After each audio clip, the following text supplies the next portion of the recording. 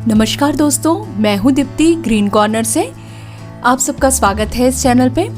आज हम बात करने जा रहे हैं फूलों का राजा गुलाब, रोज़ के बारे में। बहुत लोगों ने मुझसे पूछा था आप रोज़ प्लांट के बारे में कुछ बताइए, तो आज हम शुरुआत करते हैं गुलाब से। बहुत दिनों बाद आपसे रूबरू हो रहे हैं, तो शुरुआत फूलों के राजा गुलाब से। चलिए चलते हैं। सबसे पहले दिखाते हैं हम कि किस तरह से गुलाब की प्रूनिंग या कटिंग की जाती है। ये जो अक्टूबर का महीना रहता है, इसमें शुरुआत में ही हमको गुलाब की कटिंग या प्रूनिंग करनी चाहिए। कटिंग या प्रूनिंग दो प्रकार की होती है, एक हार्ड और एक सॉफ्ट। जो हार्ड प्रूनिंग होती है वो ज़मीन में लगे हुए या गार्डन में लगे हुए जो गुलाब होते हैं उनकी की जाती है, और गमलों में जो या पॉट्स में जो लगे हुए गुलाब के प्लांट्स होते हैं उनकी बहुत ज़्यादा हार्ड प्रूनिंग हम नहीं कर सकते हैं। थोड़ी सॉफ्ट ही करनी चाहिए, क्योंकि लिमिटेड सॉइल होता है उसमें, तो वो सरवाइव करना मुश्किल होता है। इसलिए तो देखिए मैं किस तरह से इसे प्रून करूँगी। तो सबसे पहले इसके लिए हमको इसके जो औजार हैं, इसके जो कटर हैं, इसको सैनिटाइज़ करना चाहिए। तो सबसे अच्छा सैनिटाइज़र लेंगे हम, और सैनिटाइज़र से इसको एकदम अच्छे से क्लीन करेंगे ताकि किसी भी तरह का इन्फेक्शन पौधे में ना हो, प्लांट में ना हो।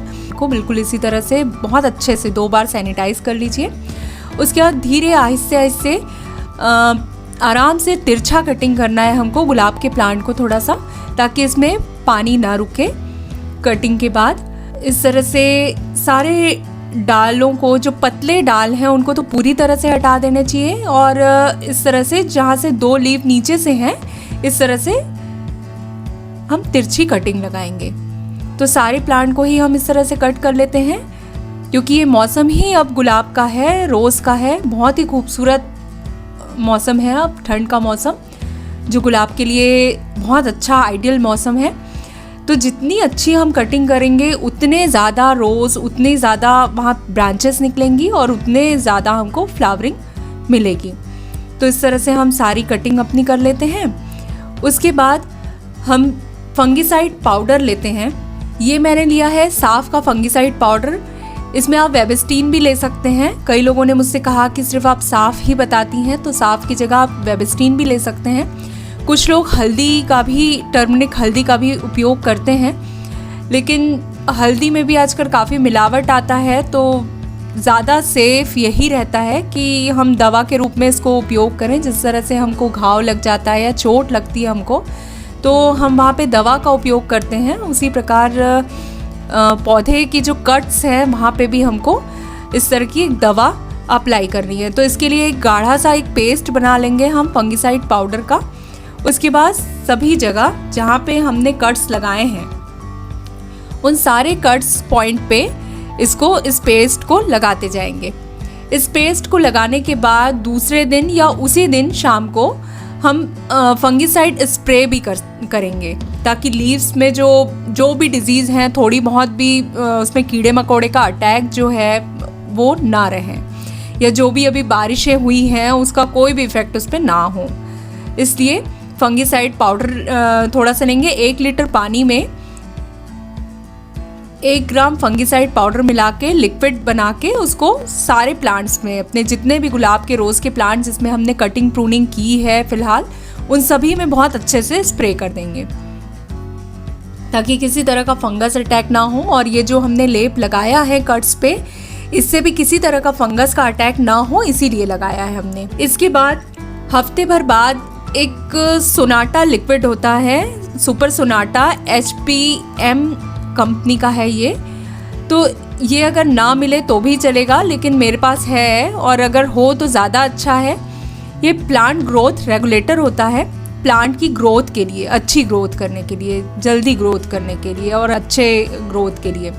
तो इसको भी हम क्या करेंगे, 1 लीटर बॉटल जो रहेगा पानी का, उसमें हम डाइल्यूट करेंगे 1 ml या 2 ml डाइल्यूट करके। उसके बाद पूरे अच्छे से सारे प्लांट को अच्छे से नहला देना, स्प्रे कर देना पूरे अच्छे से, ताकि जहाँ से हमने लीफ के जो पॉइंट्स हैं वहाँ से अच्छी ग्रोथ स्टार्ट हो, अच्छी फ्लावरिंग कर सके। वो जितना अच्छा ग्रोथ होगा हमारे प्लांट का, उतनी अच्छी फ्लावरिंग होगी।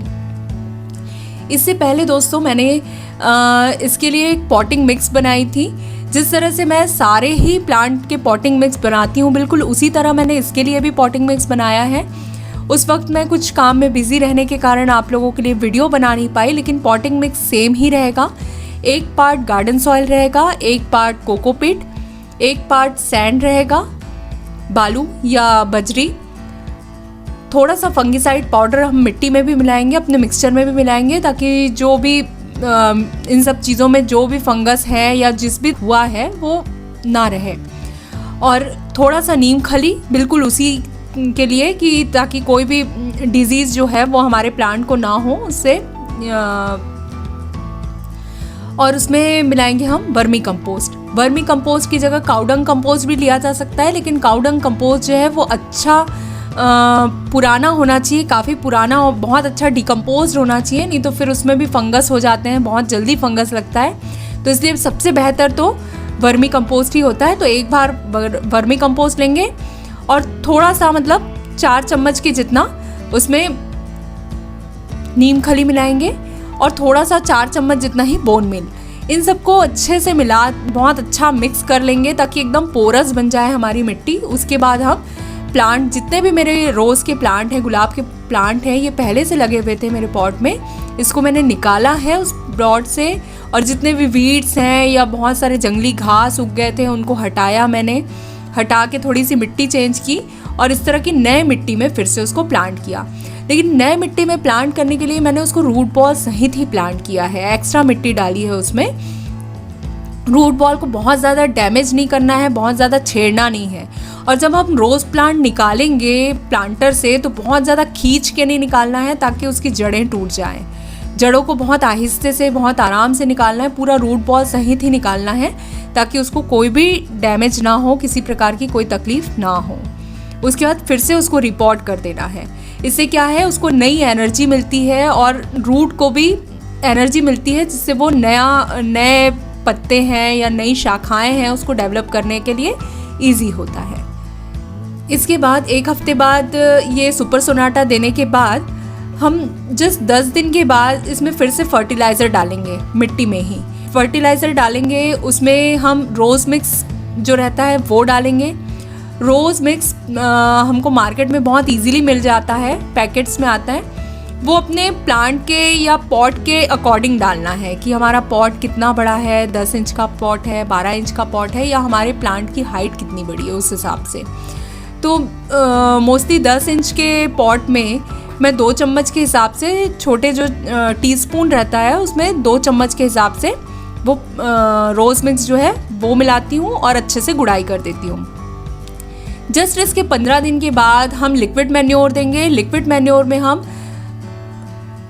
सरसों खली जो 4 दिन पहले से भिगा के रखेंगे, उसमें थोड़ा सा DAP डाल देंगे 4 दिन भिगा के। उसके बाद पतला, बहुत ही लिक्विड, बहुत ही पतला सॉल्यूशन उसको तैयार करना है हमको। जैसे अगर आधा किलो हम सरसों खली भिगा रहे हैं तो उसमें कम से कम 20 लीटर पानी या 15 लीटर पानी तो होना ही चाहिए। और थोड़ा सा DAP का मतलब आधा किलो अगर सरसों खली है तो 2 चम्मच जितना उसमें DAP मिक्स करना है हमको। अगर DAP ना भी हो तो भी चलेगा। और ये जो लिक्विड सॉल्यूशन है ये हम अभी हमारे जितने भी विंटर प्लांट हैं, जितने भी विंटर फ्लावरिंग प्लांट हो चाहे फ्रूटिंग प्लांट हो, हम सारे में इसको डाल सकते हैं।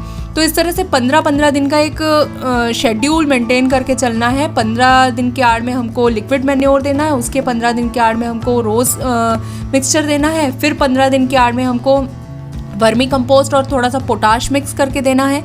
इस तरह से, क्योंकि ठंड के जो प्लांट होते हैं ये हैवी फीडर प्लांट होते हैं, इनको खाना बहुत जल्दी जल्दी चाहिए रहता है। जितनी ज़्यादा फ्लावरिंग हम चाहेंगे उतना ज़्यादा हमको इनको फीडिंग करनी पड़ती है। तो इसलिए हर 15 दिन का एक डोज मेंटेन करके चलें और बहुत अच्छी फ्लावरिंग इससे होती है। मेरे गार्डन में तो बहुत अच्छी फ्लावरिंग होती है। लास्ट मैंने तो कभी वीडियो बनाया नहीं है, इस साल ज़रूर मेरे फ्लावर्स के वीडियो बनाऊंगी। दोस्तों, अगर ये वीडियो मेरा आपको पसंद आता है तो लाइक, शेयर और सब्सक्राइब ज़रूर करें और ज़्यादा से ज़्यादा इसको शेयर करें।